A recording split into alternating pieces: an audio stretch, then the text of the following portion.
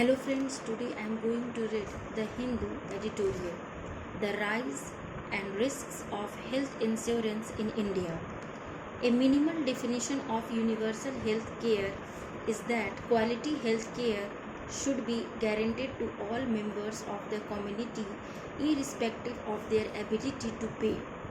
As the Boer Community Report put it, as early as 1946, nearly 8 decades later, India is nowhere near this basic goal of human development, even as many other countries, rich and poor, have achieved it in substantial measure. An illusion is being created today that UHC can be achieved by expanding health insurance. In the last 10 years, state-sponsored health insurance schemes have grown by leaps and bounds. The Pradhan Mantri Jan Arogya Yojana (PMJ) launched in 2018 under Ayushman Bharat is one landmark in this regard. Alongside PMJ, every major state has its own state health insurance program. Most SHIPs are modeled on PMJ with a maximum cover of 5 lakh rupees a household a year. All these insurance schemes are restricted to inpatient care, with patients making a choice from a list of impaneled hospitals, public and private, roughly half-half. In 2023 to 2024, PMJ covered 58.8 crore individuals with an annual budget of about 12,000 crore, assuming that states contributed 40% of the total as prescribed. Taken together, SIPs covered a similar number and had a combined budget of at least 16,000 crore. The grand total of 28,000 crore or so is still a relatively small portion of public expenditure on health, but it is growing fast. In Gujarat, Kerala, and Maharashtra, states for which relevant data are available, we found that the SIP budget had grown at 8% to 25% a year in real terms between 2018 to 19 and 2023 to 24. The fault lines can deepen. There is no doubt that the PMJ and SIPs provide some relief to poor patients when public facilities are overcrowded or substandard by giving them wider options at reduced cost. However, these schemes are no substitute for a sound UHC framework, and they have major defects, some of which could worsen the fault lines of India's healthcare system. First, health insurance promotes for profit medicine. About two-thirds of the PMJ budget is spent on private, mainly profit oriented hospitals. Corresponding figures for SIPs are not available.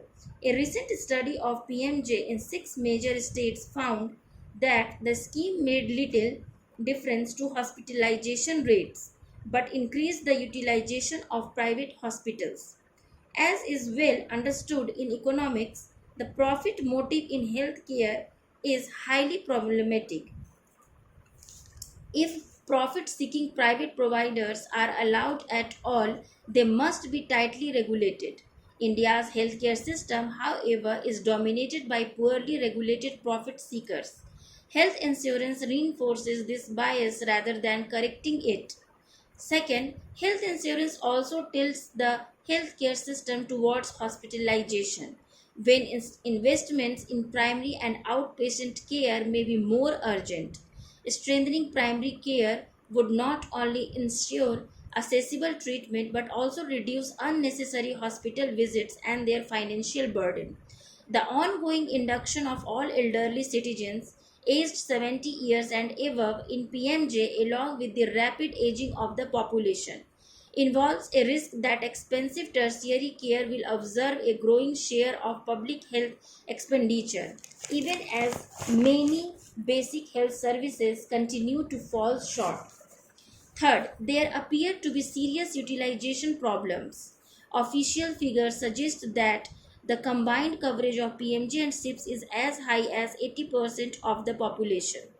However, many people do not seem to know about the scheme or how to use it, even if they are nominally enrolled. As a recent analysis of the 2022 to 2023 Household Consumption Expenditure Survey shows, only 35% of insured hospital patients in that year were able to use their insurance.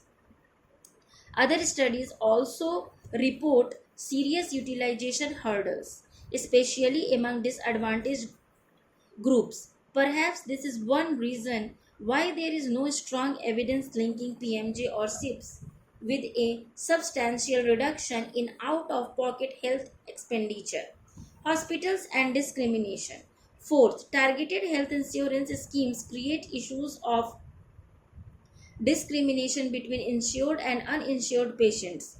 Private hospitals prefer an uninsured patient since commercial charges for health care are usually higher, often much higher than the insurance reimbursement rates.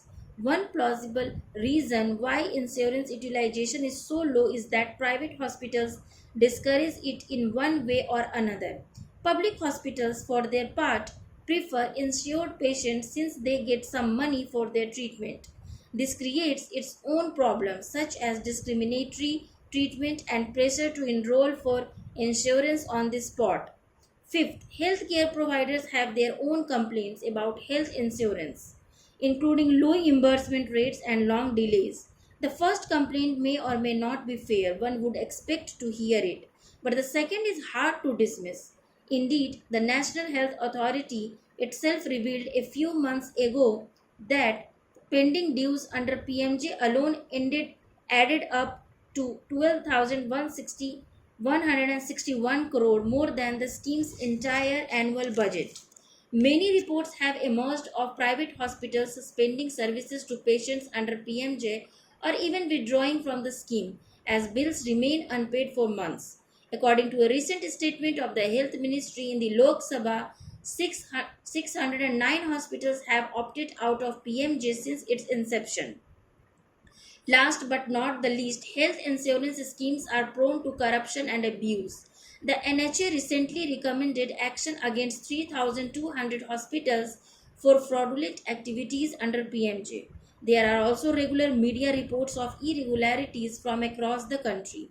These include eligible patients being denied treatment, private providers charging insured patients, and unnecessary procedures being performed to milk the scheme.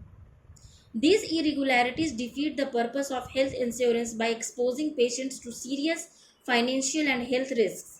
Tight monitoring and a battery of audits are supposed to prevent irregularities, but there is little evidence that these safeguards are effective. We were unable to find any trace of audit reports on the scheme portals. This is one symptom, among others, of a pervasive lack of transparency in health insurance. The system is profit driven. In short, India's health insurance schemes are a very poor way of arranging health care, especially for people who find it difficult to navigate the system. They cannot make up for India's persistent failure to expand and improve public health facilities.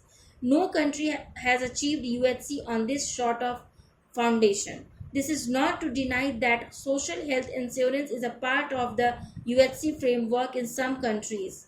Canada and Thailand are two examples. But PMJ and SIPS lack important features of social health insurance such as universal coverage and, more importantly, a strong focus on non-profit healthcare providers.